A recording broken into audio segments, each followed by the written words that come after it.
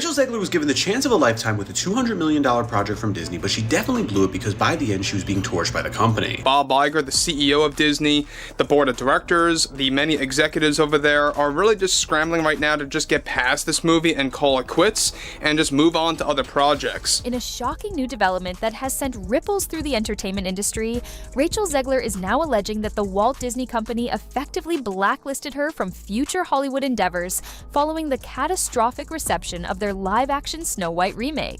The actress's rebuttal was that she merely echoed the promotional angle Disney had set. And so this bizarre fixation with race shifting everything, but only in one direction by Disney, obviously is quite strange. Which emphasized Snow White's modern empowerment rather than the passive fairy tale romance of old.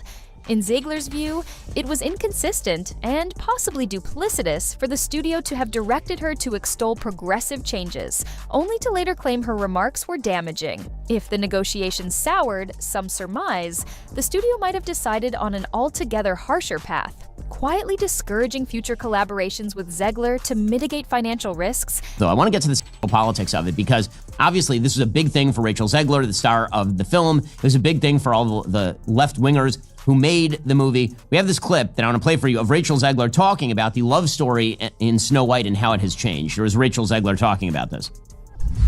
The original cartoon came out in 1937 and rehabilitate the brand's reputation. It also highlights the broader implications and underlines key points that resonate with how this issue impacts stakeholders and the audience alike, demonstrating a disturbing intersection where marketing directives, legal demands, and personal accountability can collide. Hollywood insiders watching the drama unfold offer varied perspectives. Some argue that if Zegler was truly blacklisted, Disney stands to lose as well. The actress remains popular among younger demographics. Her prior success and social media following are significant assets, and the audience alike, offering a cautionary tale about how easily the synergy between star and studio can devolve into antagonism when a high-profile remake backfires. Gal Gadot, for her part, has stayed conspicuously quiet regarding Zegler's blacklist claims, choosing to sidestep any mention of behind-the-scenes politics. Observers note that Gadot's post-Snow White career prospects seem largely unscathed. She continues to be in demand for action and superhero franchises. Whether this disparity is due to Gadot's more careful diplomacy or a different contractual arrangement with Disney remains a topic of speculation. Meanwhile, Zegler now finds herself fighting for professional survival, alleging that the full might of a multimedia colossus has been turned against her. This also highlights the broader implications and underlines key points that resonate with how this issue impacts stakeholders and the audience alike, emphasizing that in Hollywood's complex ecosystem, different talents can face vastly different consequences from the same shared controversy. The broader question facing the industry is whether Disney's perceived retribution sets a concerning precedent. Will future performers feel pressured to sanitize their press statements for fear of upsetting powerful studios?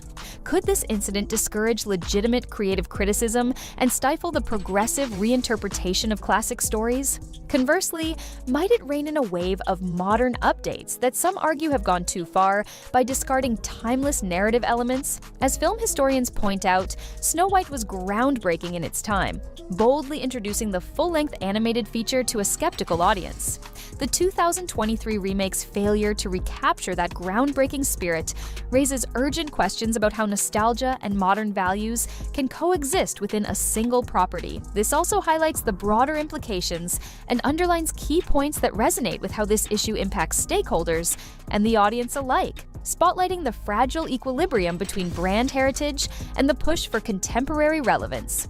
In the midst of the turmoil, Zegler has garnered a groundswell of support on social media, with hashtags urging Disney to acknowledge its own creative missteps and stop scapegoating an actress who, by many accounts, was merely following the official promotional script. Petitions and Twitter threads abound, accusing Disney of wielding enormous corporate clout to crush dissent. Blackballing her might inadvertently provoke backlash from fans who see the move as a corporate smear tactic.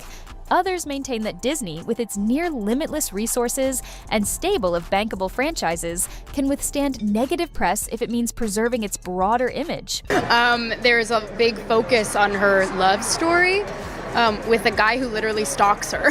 Yeah. The The Snow White fiasco, from that viewpoint, stands as a painful reminder that even the most iconic properties can flop if they alienate the fan base, and the studio will do everything in its power to ensure the fiasco doesn't poison future remakes or sequels. This highlights the broader implications and underlines key points that resonate with how this issue impacts stakeholders and the audience alike, reminding us that brand management remains paramount, even if it means sacrificing a once-cherished new talent. Meanwhile, social media discourse around Zegler's allegations has been passionate, to say the least. A segment of users voices support, lambasting Disney for throwing a promising actress under the bus to sidestep corporate accountability for a mismanaged remake. They point to previous statements from Disney's own creative heads that championed the bold reimagining of the classic, which presumably aligned with Zegler's comments.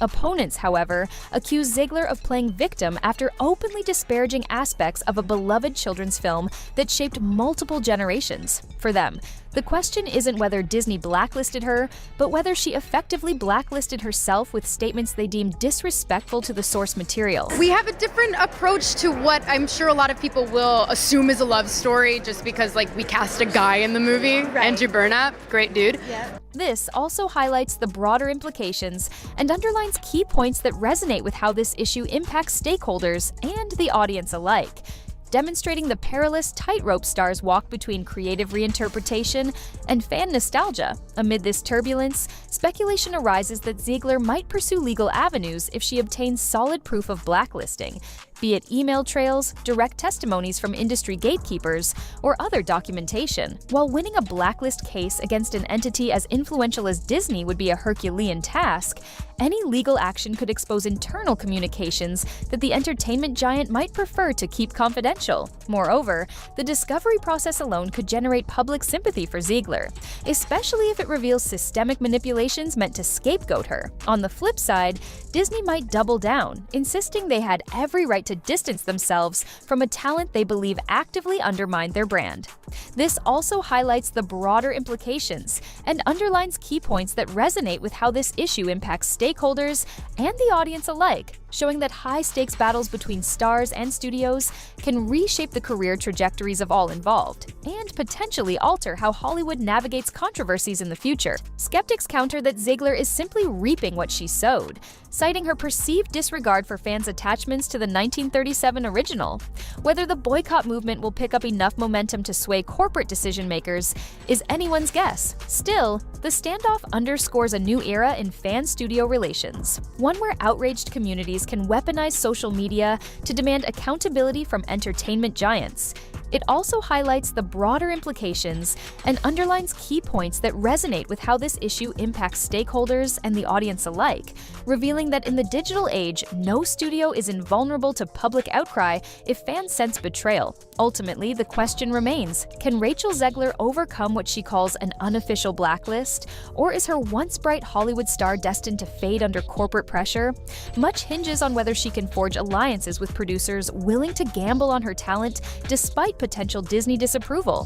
Some emerging filmmakers, known for their independent streak, may view her plight as a compelling cause, an opportunity to champion creative freedom against corporate might. Alternatively, if the rumored embargo truly extends to major players controlling distribution and marketing channels, Zegler could find herself sidelined for years, her career indefinitely stalled. This also highlights the broader implications and underlines key points that resonate with how this issue impacts stakeholders and the audience alike, accentuating the stark realities of a business where personal dreams can be abruptly dashed by a clash of commercial interests and brand guardianship. As the dust continues to swirl, the Snow White remake is forever etched into the annals of cinematic cautionary tales. Whether it's remembered more for its radical narrative detours, its polarizing marketing campaign, or the alleged blacklisting of its lead actress, the controversy has overshadowed any artistic aspirations the film once harbored. In the court of public opinion,